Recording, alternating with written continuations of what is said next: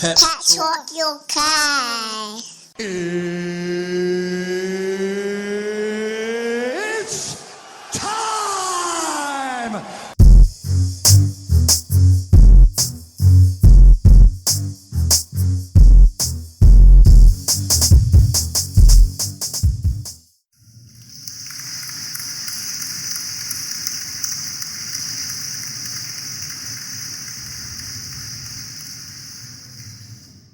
Welcome listeners to the Pep Talk UK Sports Podcast, being recorded in the late hours of the summer 2016 transfer window. It's a special one for you lot tonight. Yes, the deadlines vary depending on the organisation, but here in England, the home of Association Soccer, the summer transfer window closes at 11 p.m. on the 31st of August. There have already been some monumental exchanges, most notably the new world record transfer for a footballista, £89 million for France's Paul Pogba. Man United there set the tone, and Arsenal have pushed us through the £1 billion mark, the first time that's ever happened in the history of the sport. It's outrageous, and yet there's still more to come. Now, taking us through the big transfers of the summer, it's our panel of dedicated guests. First up, it's the moaners and the groaners, Frankie B and Pascal. Good evening, gentlemen. Oui.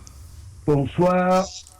Fellas, good evening. How are you both feeling right now, knowing the signings that Arsenal have made? I'm a very happy man today. I'd just like to dedicate this podcast to Arsene Wenger for spending the money. Yeah, he's done it. Now, we've also got two other football fans, two dedicated football fans with us tonight. And we've got Rufio representing Spurs. Rufio, good evening. Evening, Mikey. How are you, mate? You alright? I'm not too bad, Rufio. How are you doing? I'm good, mate. Bit frustrated by Tottenham's transfer activity, but I'm used to this shit. Yeah, and you must be excited for the upcoming Champions League games, right?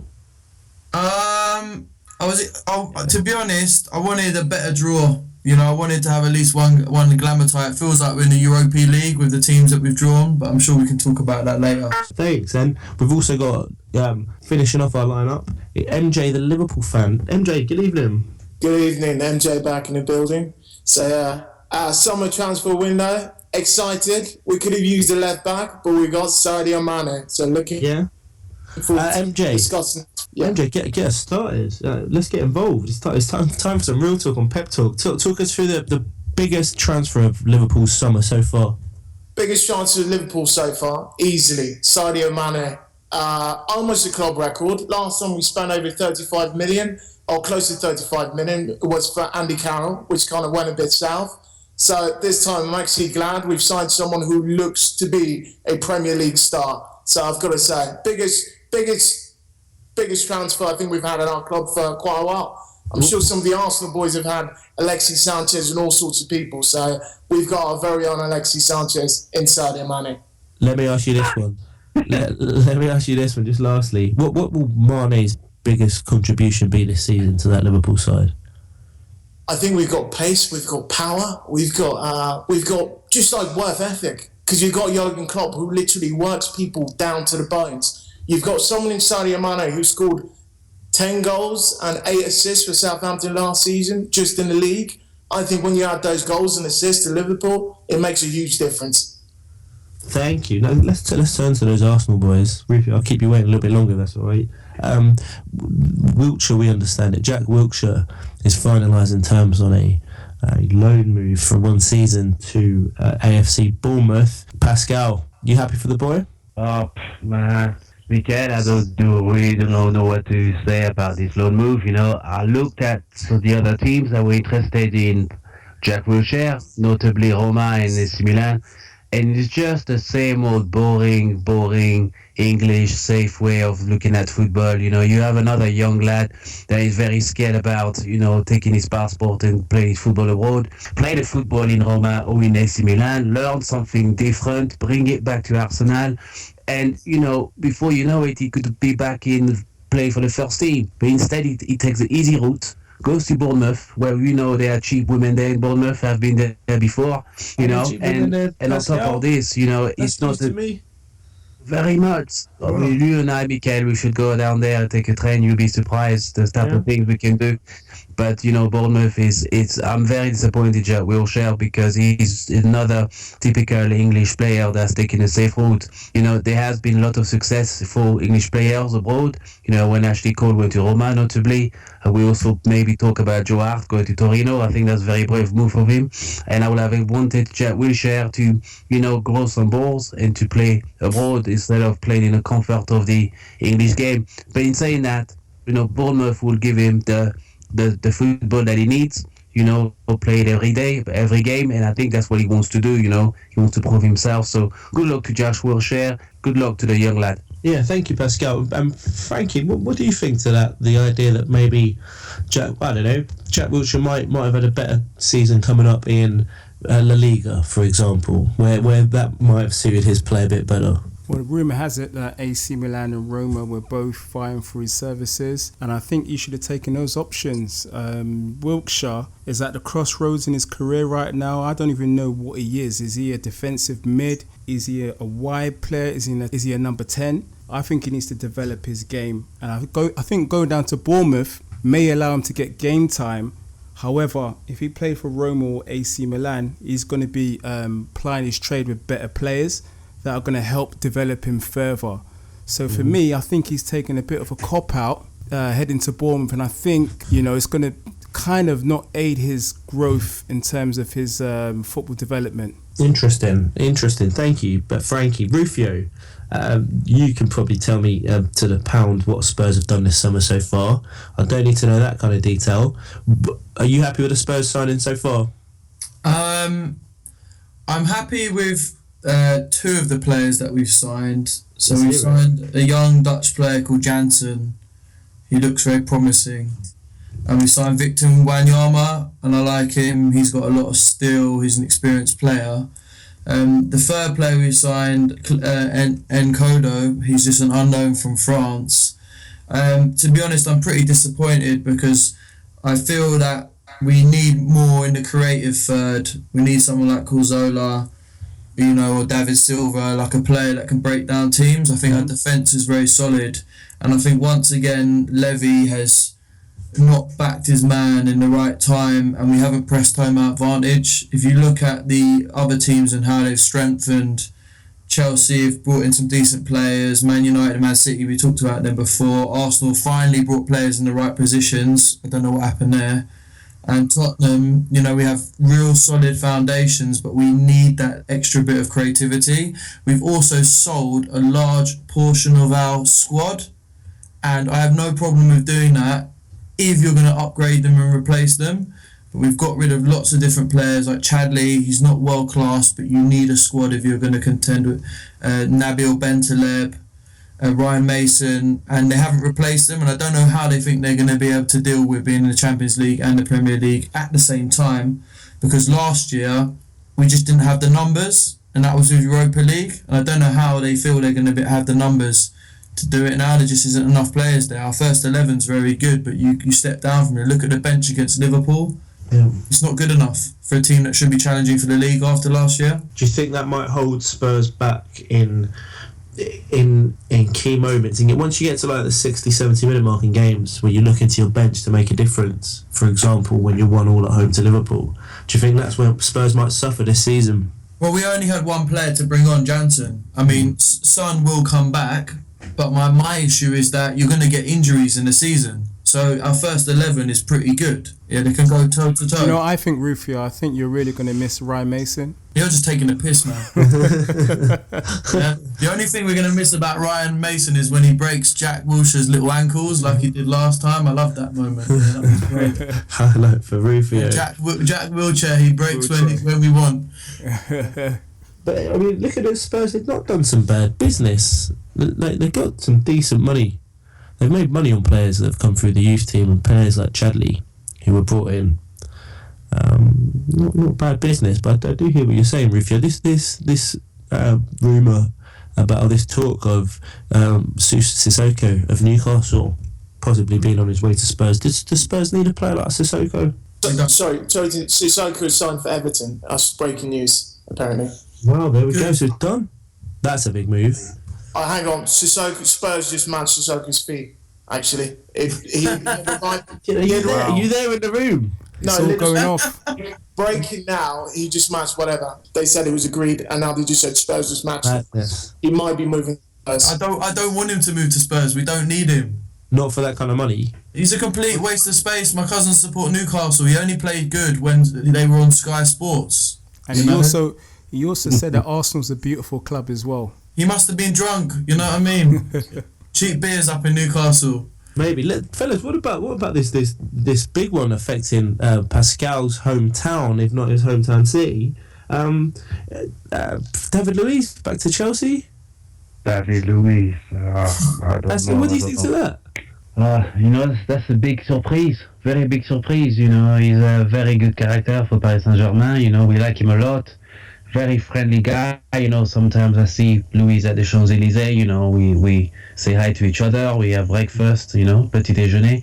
And I'm very sad for him to leave Paris because he was a very, very good defender for us, But, in terms of his defending, whilst he had some good moments, David Luiz also very temperamental, and perhaps he doesn't believe that in the project of the Paris Saint-Germain. Ibrahimovic has left. I don't think that he's been replaced very well just yet, and he always liked Chelsea. David Luiz was very, very fond of Chelsea, very fond of London, and I believe that it was an emotional return for him rather than a football career move. And Conte is a very good coach, and he definitely has a future there. But good luck to David Luiz, and Paris will miss him a lot. MJ, does that Chelsea signing of Luiz for a reported £34 million, does that seal the deal at the back for them? Does that solve their problems? Yeah, I think with David Luiz, he kind of had to leave. Maquinos, great centre-back who Paris Saint-Germain spent so much money on, has said this season, you sell me or you play me. And Luiz is not going to get games. They can't bench Thiago Silva. I think you're right. It totally seals up the Chelsea defence. He didn't look great last time Luiz was over, but I think we've seen him in big Champions League games. He's got a big personality. And when he was over Chelsea first time around, he was kind of earmarked as a possible captain. So I think the fact they've got David Luiz back there, familiar surroundings, he's used to the Premier League, it's a pretty much safe deal. There's also news that Mario Balotelli has found another club willing to pay his wages. He's moved to Nice in France. Rufio, have you had your eye on this one? I don't have my eye on Mario Balotelli's hairstyles, to be honest, mate. Yeah. No. Do you think that's the last to the Premier League? For him, I don't have a clue, mate. I think he's a talented guy, but he's clearly just wasted his talent. Great shame. Yeah, I still remember when he stamped on Scott Parker in the Man City game up there. I wasn't feeling that. Oh, brought it back. Yeah, flashbacks. Not great. Frank, a lot of moaning from Arsenal fans a couple of weeks ago that Arsene Wenger should be out. He's not going to make any signings. Your club have spent £90 million this summer. Very, very happy with that. And it's Arsenal FC. Mate, you've only got that one song, haven't you, John? Listen, we were all slagging off Wenger for not spending the money. Somehow he's had a rush of blood to the head. He started spending. I believe we're the third highest spenders in the transfer window, which is absolutely great. He's addressed key areas of the team. We needed a centre-back. Mertesack's a donkey. He needed to go. We've got a striker now. Giroud had so many missed chances over the past couple of seasons. We needed to address that position. So I'm quite happy that he's brought a few players that we needed. I just would have wished he maybe would have went for someone like Aubameyang, like that proper marquee striker. And then I would have been totally singing the name of Arsene Wenger. Do we all love off Arsene Wenger now for this season? Yeah, it gets a pass. Until what? Christmas? Until the summer. All right. What are you expecting now? What's the limit for Arsenal now this season? Look, Man City and Man United, they've got the best squads. In terms of Arsenal, if Arsenal wanted to compete with those guys, they would have needed to have bought marquee players of the highest quality. Yeah. players Arsenal have bought are good players, but let's face it, they're not world beaters. I would say top 4 again. If there's a surprise, maybe 3rd or 2nd. Wow, that'd be big. That'd be very big. Who are you most excited? Who are the Arsenal fans on the panel most excited about for their club? Well, I think for us, I mean, for me personally, Michael is good. I don't want to leak too many goals, so I'm excited about Mustafi coming to Arsenal, and having Xhaka slotting in the middle, I think will be very good for us. I think the midfield now is beginning to look quite solid, with El Neni and Xhaka in the middle. That's very strong, strong tackling midfield, protecting the back 4. Hopefully we'll be able to create more difficulty for this team to score against Arsenal. The interesting thing will be to see how he plays Cazorla. Does he play him on the wing? Because we still need the creativity, that is required in the midfield. We don't want too much of a powerhouse or power force, but Xhaka, is very good at distributing the ball, very good at creating those chances with the ball. So there's a good opportunity for Arsenal to play well.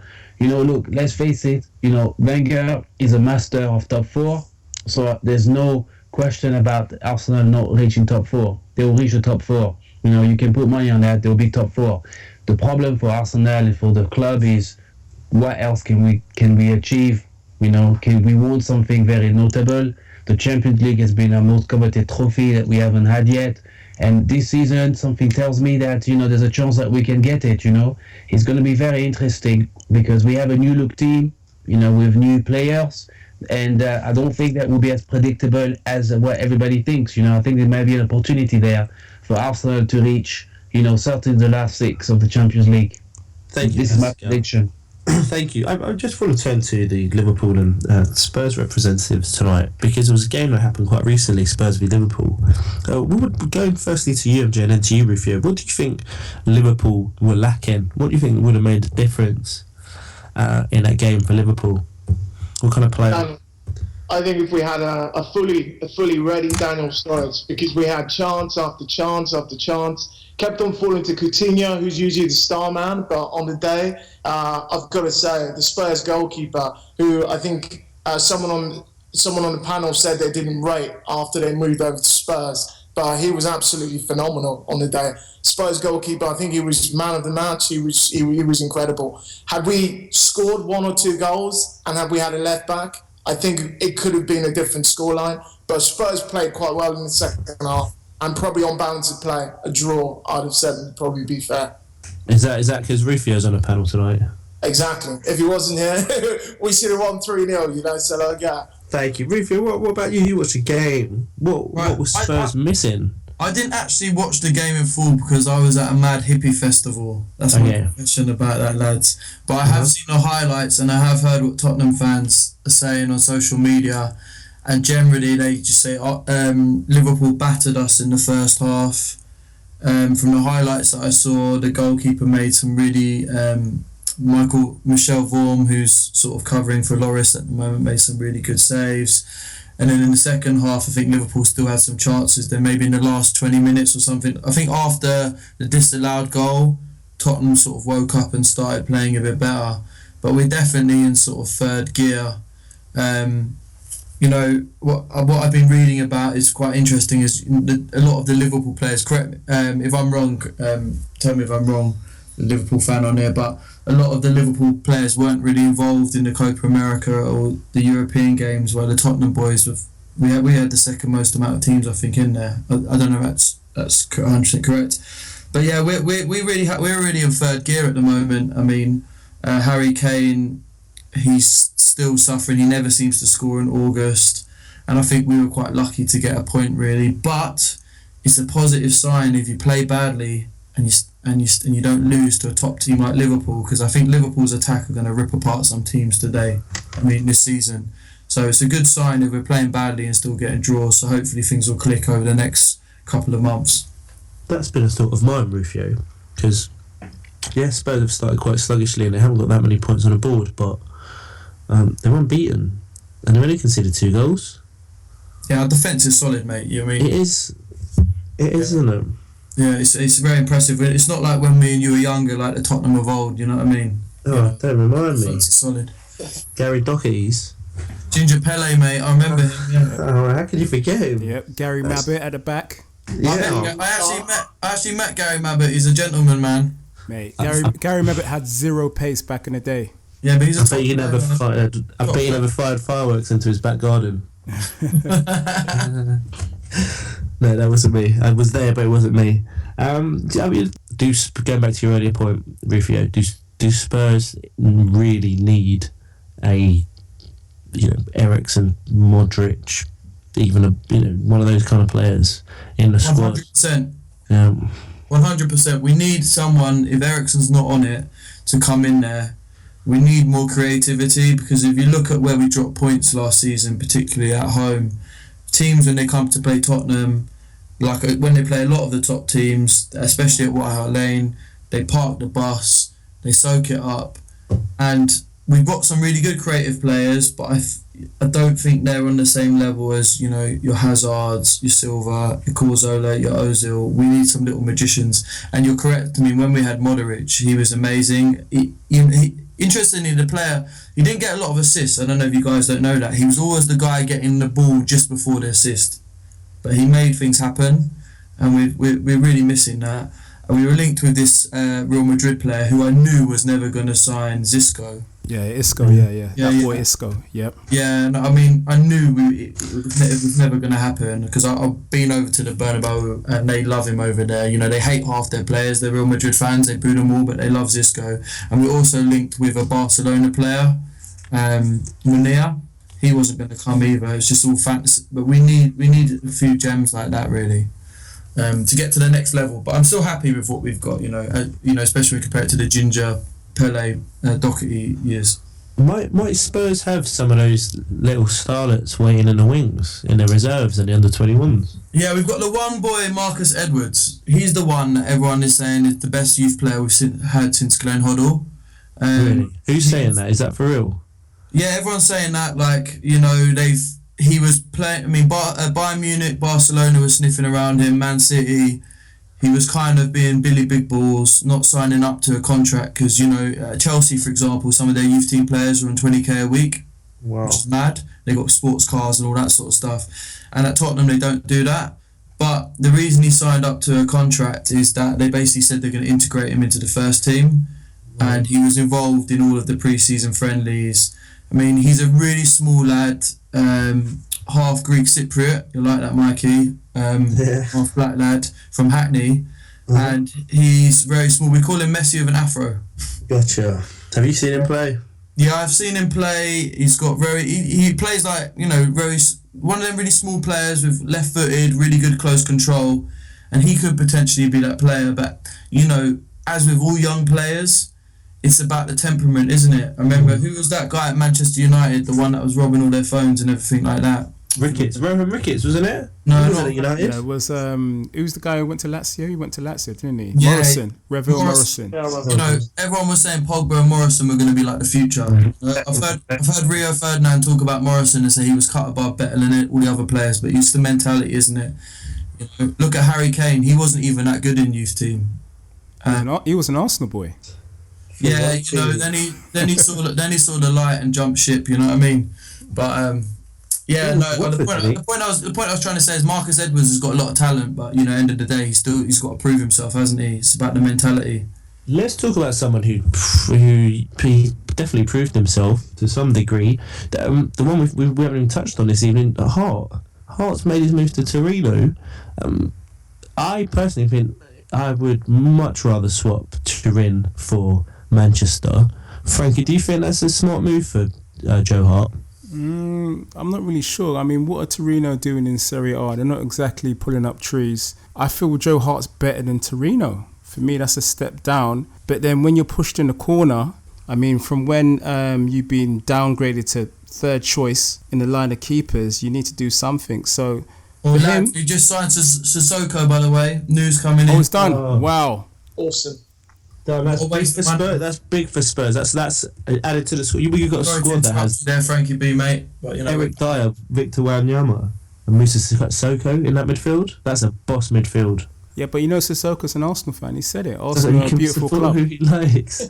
Frankie, you say Arsenal are a beautiful club. Frankie, so was Harry Kane, and he loves scoring against you boys. You know what I mean? I want to see Harry Kane take a corner, mate.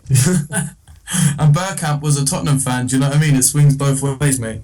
Yeah, super dude. player. That's massive. But Spurs not making that big boy signing up front unless Lamella, who's been coming on 2 seasons under this manager, unless this is his season maybe to be that magician and step up. I really like Lamella because he gets involved, and even when he's not 100%, he puts his foot in. But I still think we're missing that little magician. I don't think Sissoko's the right player to sign, man.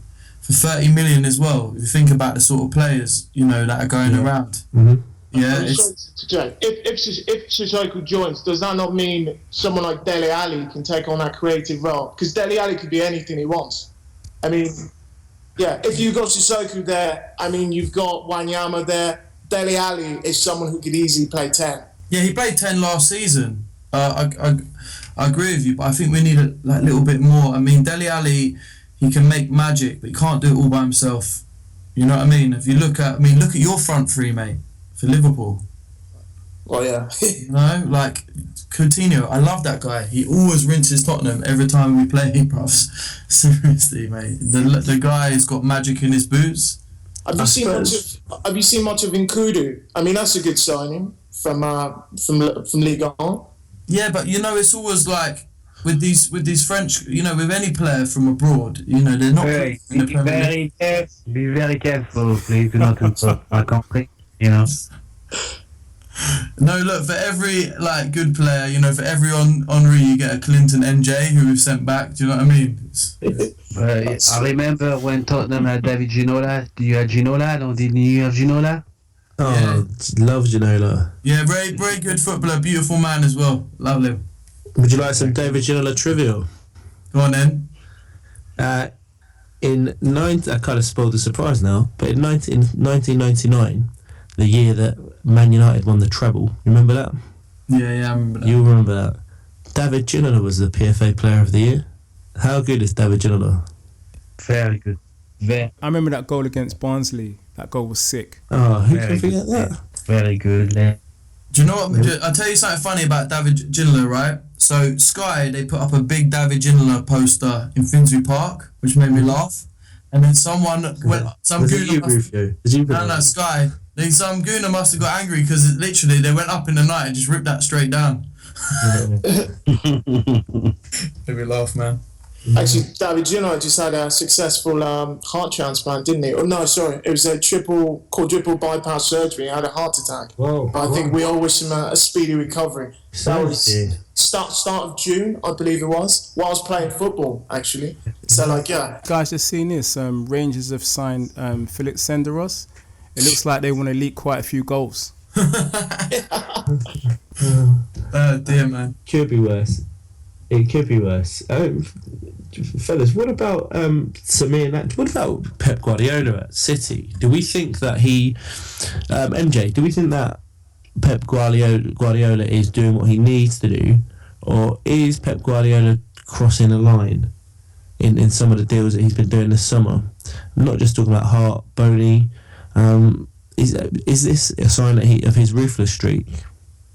Well, with Guardiola, I mean, we've seen this before. He walks into Barcelona, gets rid of Ronaldinho, got rid of Samueta, got rid of Deco, got rid of so many key players. Guardiola knows what Guardiola wants. It's the reason why when you see a Guardiola team, it doesn't matter if you don't know who the manager is. After you watch it for 5 minutes, you're like, that's the Guardiola side. He's pretty ruthless, knows what he wants, and I think he's doing what needs to be done. It's not easy. Some Man City fans might not appreciate the fact he's got rid of Joe Hart, but if he doesn't fit into the system, there's no point just keeping him to appease people. Guardiola is a big personality and he's doing what needs to be done. Let's see if he delivers come the end of the season. For Frankie, what's your thinking on Pep Guardiola's actions with transfers? I think Guardiola pretty much knows his system. He knows what he wants, and if you don't fit the system, then you've got to go. And this guy is he's a coach of the future. Like this guy, the way he changes formations within a game, His teams, they press the opposition to win the ball back within 20 seconds, as Barcelona did. I just think with him, he's got a style of play that works for him, and it has won him the treble before, and he wants to keep to it. So the man knows what he's doing. So let the guy manage. Yeah, I hear what you're saying, fellas. Just leaving the Premier League momentarily. Dortmund and Bayern Munich have some interesting transfers going on between them over the years. Mario Götze has made the move from Bayern Munich to Dortmund for 20 million. Is he a kind of player? Is he the kind of player that Rufio would be talking about for Spurs? Well, guys, we were after him, but he chose to go to Dortmund.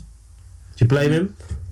I personally, I just think with the German league, it's very sad that basically you've just got Bayern Munich, who are like top boys, and then maybe Dortmund are a second, and there's not really, there's not the competitive nature of the Premier League. Also, he's played for them before, and like with girlfriends, you should never go back, always forward. You always say that, Rufio.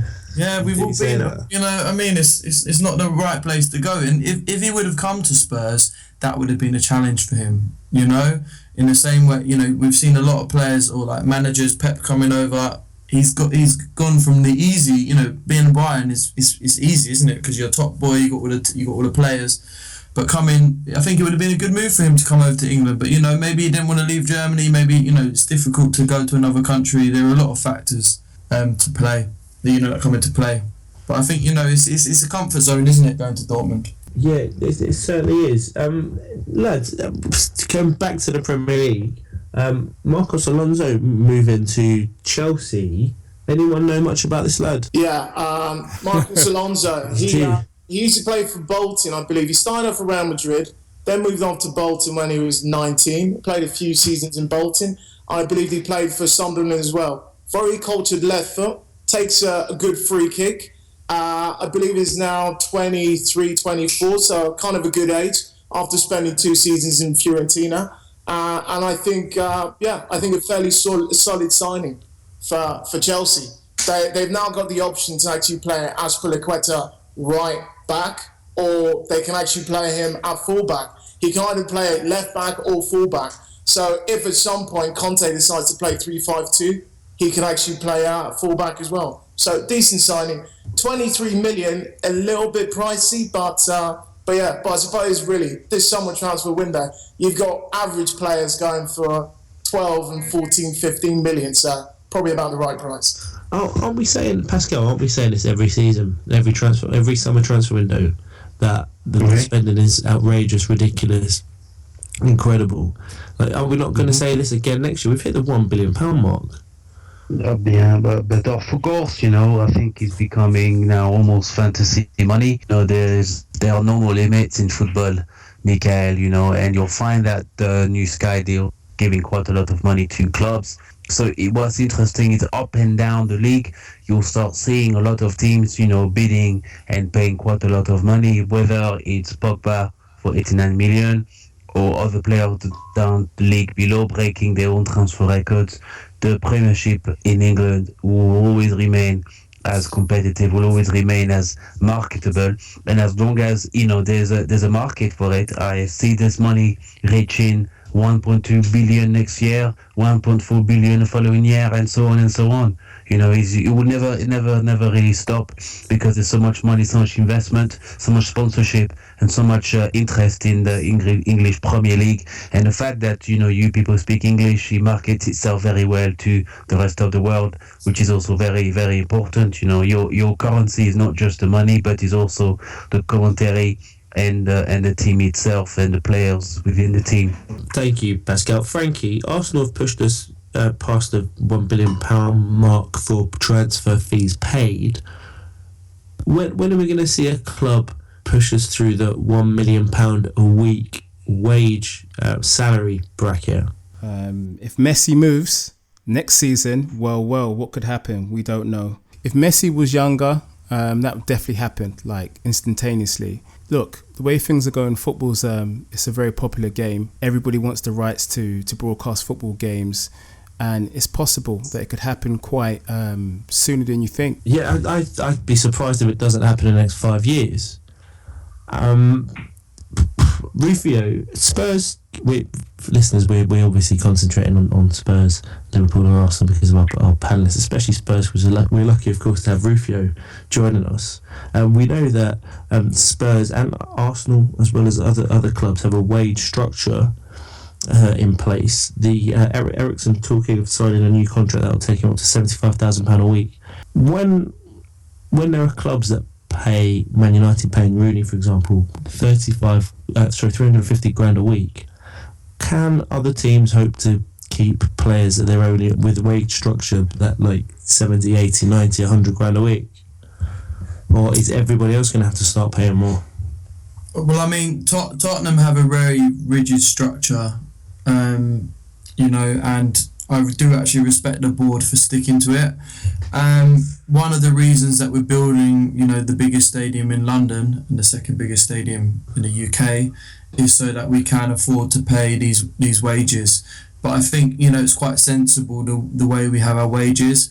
I don't blame players for looking for higher wages, because I know that when they play youth team football, and I have like family friends and stuff that have been involved in youth team football, they get treated like animals. There'll be like 30 children, 2 will get offered contracts, the rest will get dumped when they're 16, 17. So I can understand the people wanting to have money. I think Eriksen was right to ask for a rise. He was getting 35k a week. You compare that to Jack Wilshere, who's on 85, 90. He doesn't play any games whatsoever. And I think that's fair enough, but I do respect the fact that we have a wage cap. I mean, our highest ever earning players was Gareth Bale, 100k, and the amazing Adebayor, who was also on 100k as well. He's got a good agent. He was getting paid from City at the same time, so he was clearing about 150k a week. Hustling. Yeah, well, the guy's got a lot of people to support back in Togo. Mm-hmm. So we hear. His brother and that robbing him and all sorts. To the panel, in a word, now that we know roughly what the Premier League clubs have done with their transfer business this summer, in a word, if you have to, and you do have to, name the team that's going to be sitting on top of all the others come May. MJ. City. Thank you. Rufio. Manchester United. Thank you. Frankie. Manchester United. And Pascal? Manchester City. Wow. An even split. Well, this has been recorded. Gentlemen, thank you. I'm afraid, everyone, that's our time up. It's been great discussing with you. The Premier League is now gearing up for some serious game time. The transfer window is almost closed. For the time of listening, listeners will know exactly all the deals that have been completed. We get back to the football, the Premier League football, after the awkward international break, where we get to see Sam Allardyce's take on international football. Now, we have managed to squeeze some boxing on this week's show for you. Our boxing correspondent Shaz Chowdhury caught up with the WBO Asian Pacific heavyweight champ Ian Lewison and his trainer Noel Callan at Gym Box in Farringdon to ask him a few questions.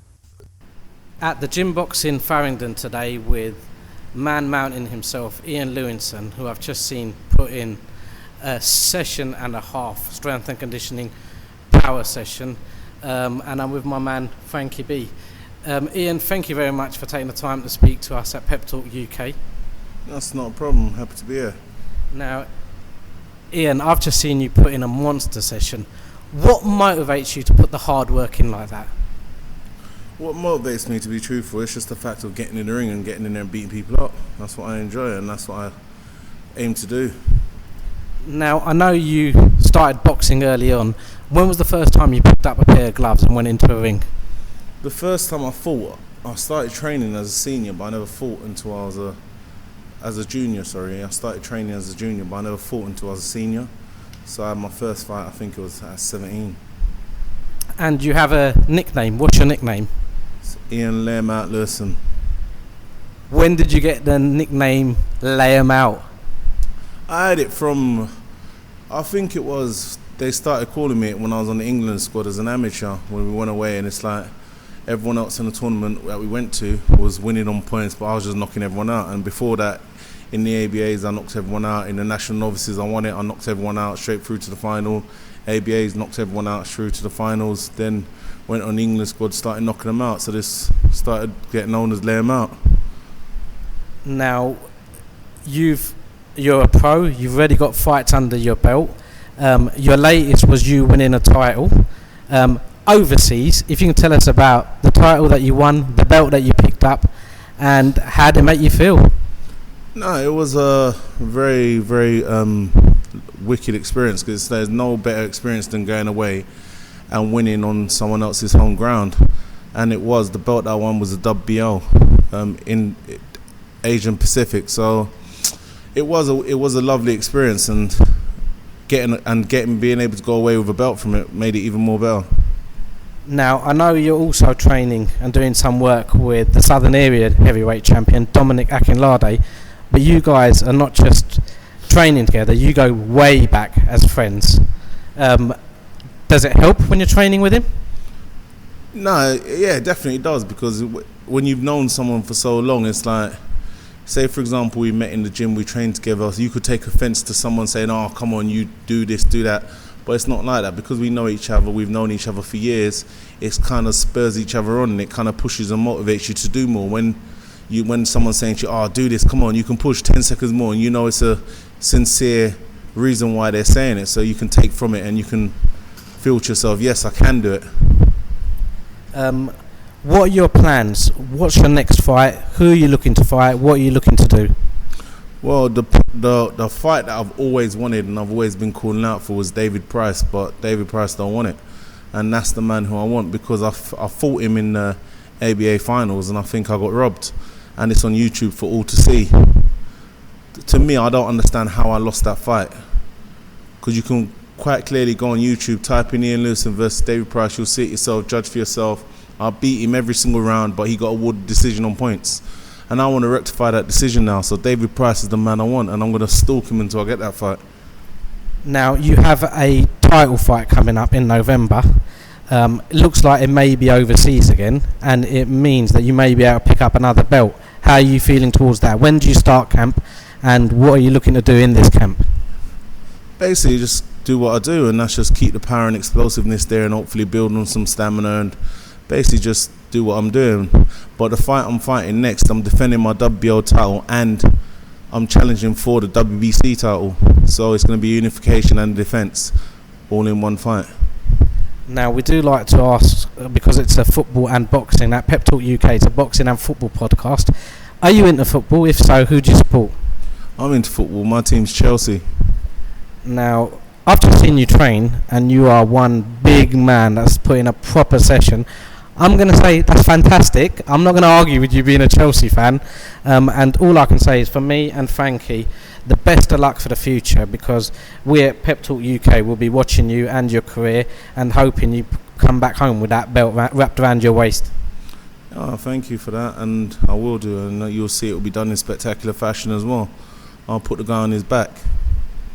Now, we're fortunate today. We've got Noel with us as well, and we'd like just to have a quick word with him about what he's just put Ian through and what he's planning to do with him over the coming weeks.